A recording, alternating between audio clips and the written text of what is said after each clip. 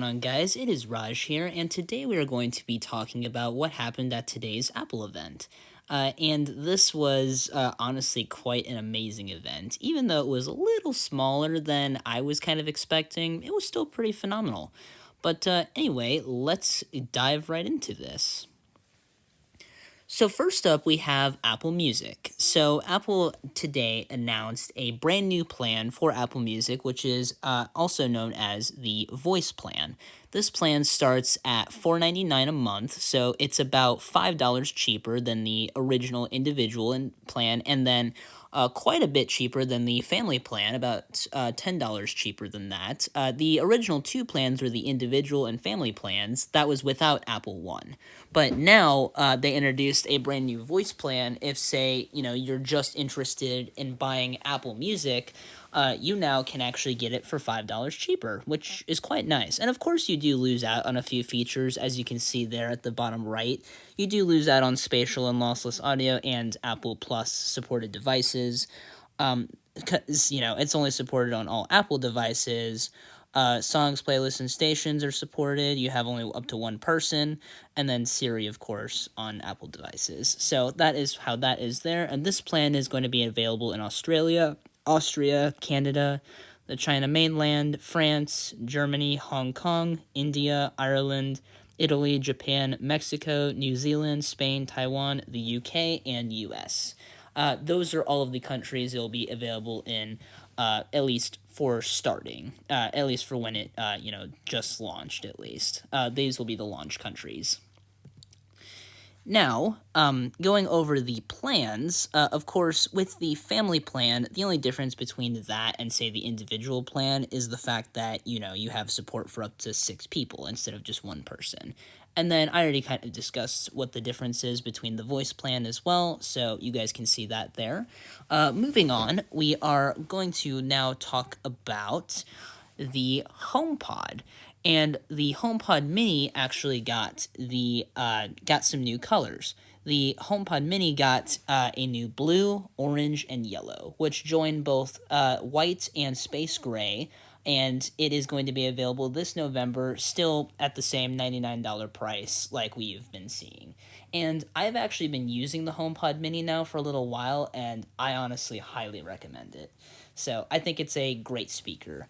But let's see here. Moving on, we are now next going to talk about, drumroll,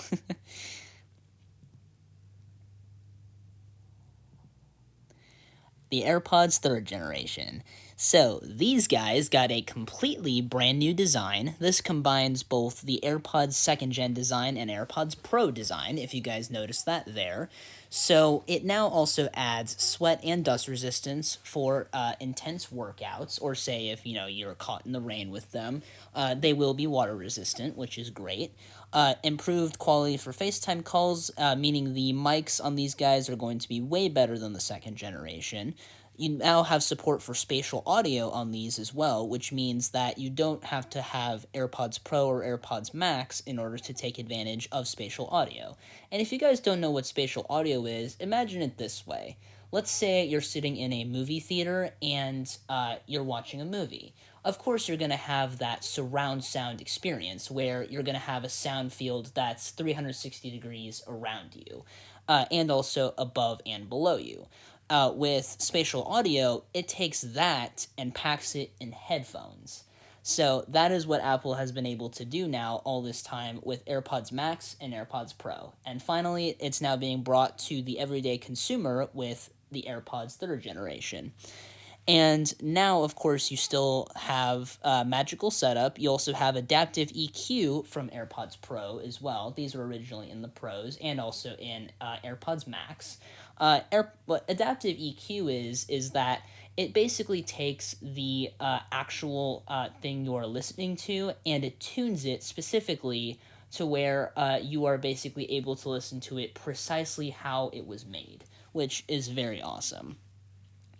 And you, of course, now also have support for wireless charging and MagSafe charging as well, which is quite convenient. You no longer, with the AirPods 2nd gen, you had the choice between a non-wireless charging case and a wireless charging case. Well, now with AirPods 3, wireless charging is built in and standard across all of them.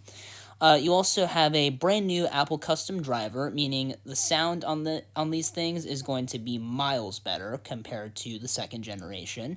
You have longer battery life, up to 4 hours, and basically now the case will get you 30 hours longer, so that's up to 4 more charges, essentially, for the AirPods 3 themselves.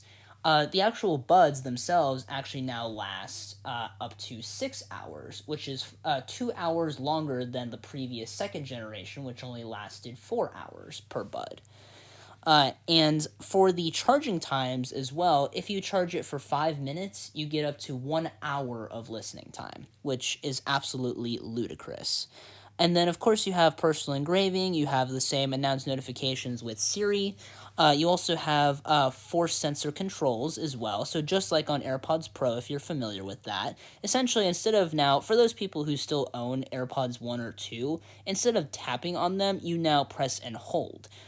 So that basically means that, like, let's say if you want to pause your music, you just press once, that pauses, you press again, that plays, and then if you press and hold, that is going to invoke Siri.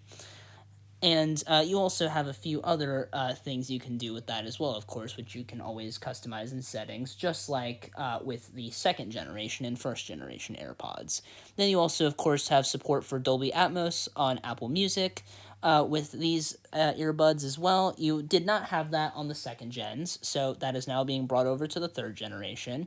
And you have support for the Find My network, which essentially now actually lets you find your AirPods, say if you lost them, because a common problem is that people lose their AirPods or their AirPods case all the time, and with the new Find My network launching next week with iOS 15.1, which I highly recommend everybody watching this video updates to next week, with that, you are able to essentially track down your AirPods. So, like, let's say you left them behind somewhere, you're wondering where they are, you're so worried you lost them. Well, with the Find My network, you can actually track them down to their very precise location using the Find My app on your iPhone or on your Apple Watch, your iPad, your Mac, if you want to go that far. But yeah, you can basically use the Find My app on any one of your Apple devices or even on Apple's website as well, and that will allow you to track down your AirPods, and it will track it down to its very precise location, which is very, very convenient. And of course, these AirPods also start at $179, so I'd say fairly affordable to most people. And they will actually start shipping next week. So in case, say, you guys wanted to order them right after this video, then yeah, I highly recommend doing so. Now, moving on to the M1 Pro and the M1 Max. These are two brand new chips that Apple introduced. And as you can see here with the M1 Pro, it builds on the M1 and it adds a 10-core CPU and a 16-core GPU, which is up from the 8-core CPU and the 8-core GPU from the M1. So it essentially doubles it for the GPU. The CPU, it adds 2 more cores. ProRes is also something that's added to the M1 Pro, so encode and decode, has support for Thunderbolt 4, the Security Enclave, of course, is built in. The M1 Pro also supports up to 2 external displays, which can be driven 5K for both. It has up to 32 gigabytes of unified memory, which is quite brilliant. And sorry, I actually misread something there. So the external displays are actually 6K on both, not 5K. My apologies. And also, for the transistors, there is 33.7 billion transistors. So quite a few more from the M1 Pro. Or, sorry, the M1. There's quite a few more on the M1 Pro from that. It also has a 16-core neural engine with 11 trillion operations per second, of course, has industry-leading performance per watt, and it is also built on Apple's latest and greatest 5nm process from TSMC, which is their provider.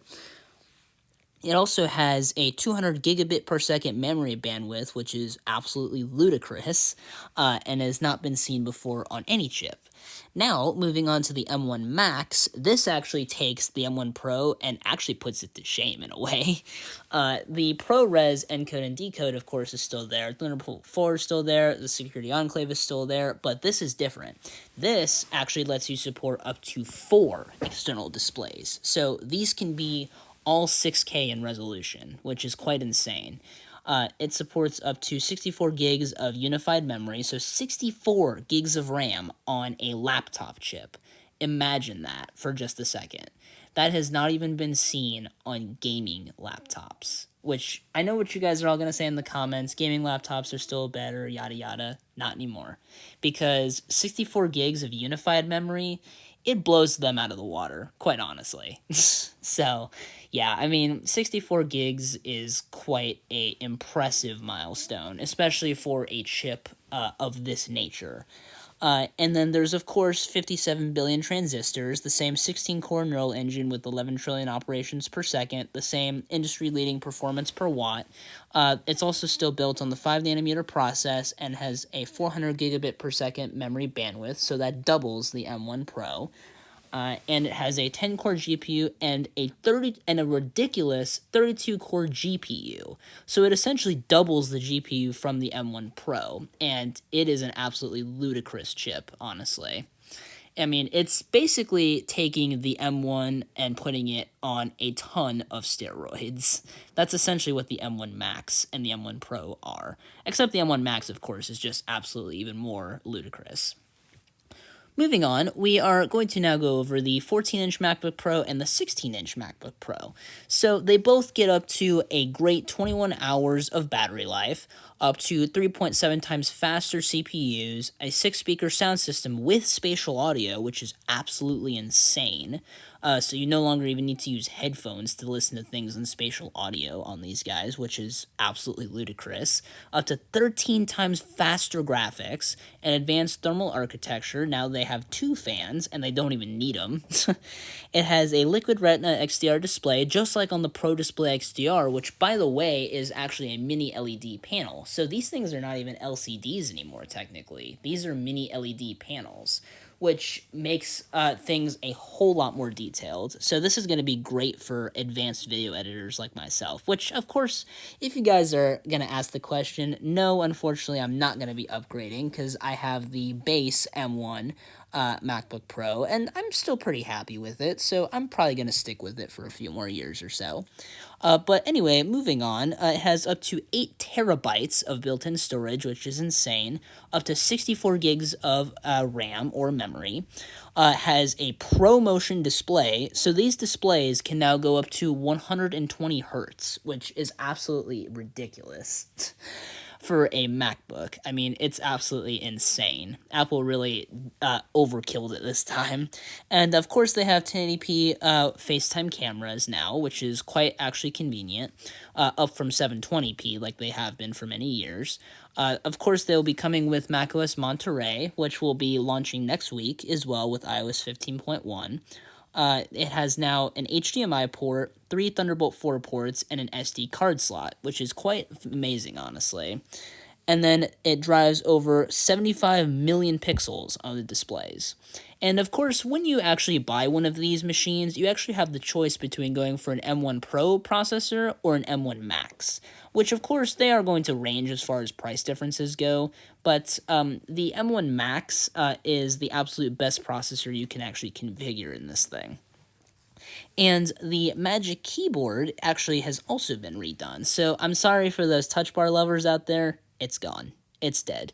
And I know, I'm sad about it too. I really love the touch bar, if I'm being completely honest. But, I mean, it's gone. What can you do about it?